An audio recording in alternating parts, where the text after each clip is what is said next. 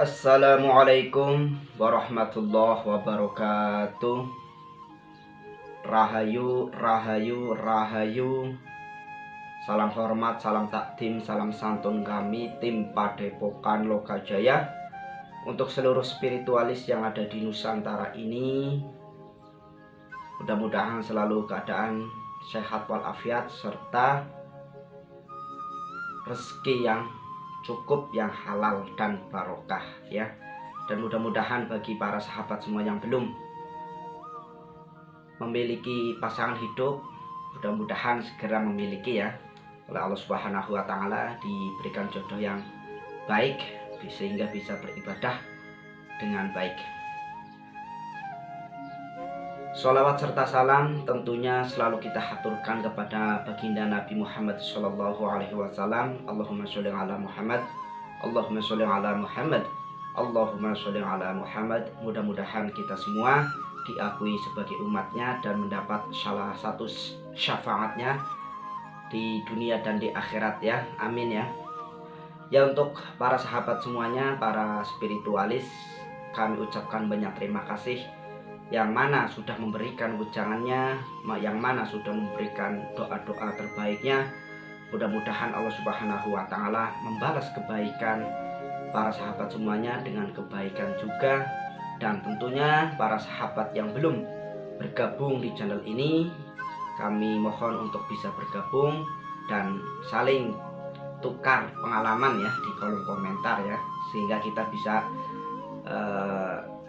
ada hubungan eratnya ya. Tentunya semuanya yang para sahabat semuanya itu saya yakin kalian itu orang-orang yang baik, orang-orang yang mempunyai spiritual yang baik, sehingga insya Allah keilmuan para sahabat semuanya bisa bermanfaat, menolong masyarakat ya, sehingga menjadi pahala untuk kita semuanya.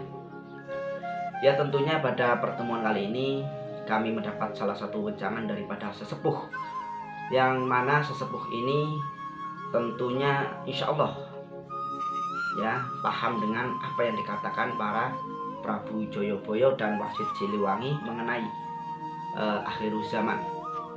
Tetapi banyak juga nih kata sesepuh, untuk generasi muda ini banyak sekali yang mengatakan bahwasanya siapa saja yang mempercayai ramalan daripada Prabu Joyoboyo itu suatu kekufuran, suatu kemusyrikan. Sehingga doktrin-doktrin seperti inilah yang tentunya menjadi suatu bukti, suatu tanda bahwasannya orang Jawa tinggal separuh. Nah, karena doktrin-doktrin seperti ini dan tidak mau memberi wejangannya atau memberi gambaran kenapa Prabu Joyoboyo bisa mengatakan gambaran-gambaran terkait dengan akhirul zaman. Nah, tentunya di sini perlu dipelajari.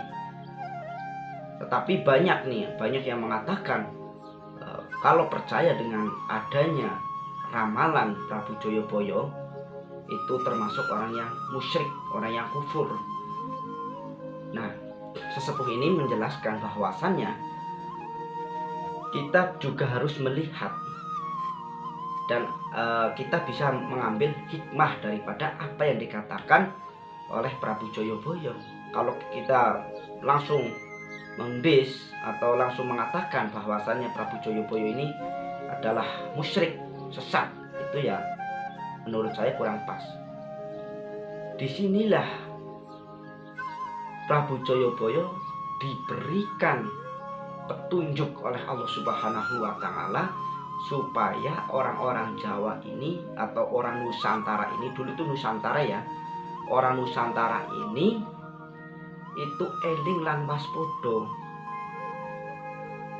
sehingga saat melangkah ini lebih hati-hati. Kalau Prabu Joyoboyo mengatakan ini kalau pagi ini, hari ini jam segini harus berangkatnya lebih hati-hati, itu masa dikatakan musyrik? Ya memang itu tidak dengan dalil Al-Quran, karena memang Joyoboyo itu bukan nabi. Dan mengatakan musyrik. Inilah yang dikatakan oleh Prabu Joyoboyo. Udah tahu nih pasti nanti di akhir zaman apa yang dikatakan oleh Prabu Joyoboyo juga dikatakan musyrik, yaitu dengan orang Jawa tinggal separuh, Cina pada kabur. Itu udah dikatakan seperti itu.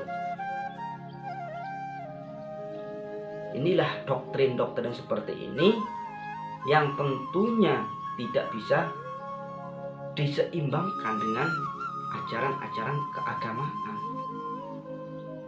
Itu sabda daripada Prabu Joyoboyo itu kan termasuk petunjuk dari Allah Subhanahu wa Ta'ala, dan Al-Quran ini yang menyempurnakan kalau secara agama Muslim. Dan sesepuh ini juga mengatakan bahwasannya di akhir zaman ini anak kecil mencari orang tuanya atau bapaknya. Nah, di sini juga sudah terbukti bahwasannya banyak sekali di zaman sekarang ini perempuan itu melahirkan anak tanpa bapak. Itu banyak sekali. Itu sudah dikatakan oleh Prabu Joyoboyo. Dan seharusnya ini sebagai pembelajaran bahwasannya di akhir zaman ini lebih hati-hati lagi, lebih waspada lagi dengan keadaan zaman ini. Tidak semata-mata itu langsung mengkafirkan orang. Itu seperti itu ya. Tentunya hal ini yang perlu kita sampaikan kepada masyarakat. Ya, agama itu kalau agama Muslim ya patokannya atau tuntutannya itu kan Al-Quran, hadis Rasulullah SAW yang menyampaikan. Itu juga petunjuk dari Allah Subhanahu wa Ta'ala. Terkait dengan apa yang dikatakan Prabu Joyoboyo dengan Sang Kinasih Satrio Piningit, tentunya juga nantinya itu akan terjadi kata sesepuh ini, dan nanti pasti akan muncul, walaupun sekarang itu belum waktunya muncul, dan edukasi-edukasi seperti ini supaya nanti setelah muncul ini tidak kaget dan bisa membedakan mana yang asli dan mana yang palsu. Kata sesepuh sangat mendukung dengan edukasi seperti ini supaya bisa menjaga warisan-warisan daripada leluhur kita.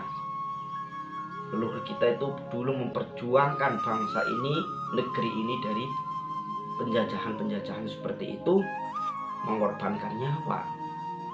Tapi sebagai generasi sudah tidak menghargai sama sekali. Kalau kita banyak nih, kalau secara kalangan milenial mempercayai hal itu sudah ketinggalan zaman. Tetapi tidak kalah pentingnya generasi sekarang itu sebenarnya itu kembali lagi ke zaman jahiliyah. Karena apa? Budi pekertinya itu sudah tidak dipakai lagi. Nah, disinilah nanti Sang Kinasih Satrio Piningit ini akan mengembalikan lagi budi pekerti yang sudah rusak. Dulu tuh waktu anak kecil atau ada orang tua lewat itu pasti nunduk seperti ini. Guru mendidik seorang anak, seorang murid di sekolahan, kalau nggak bisa dikasih pelajaran apa, semuanya ada di dulu kalau saya itu dipakai ini ya, bambu itu.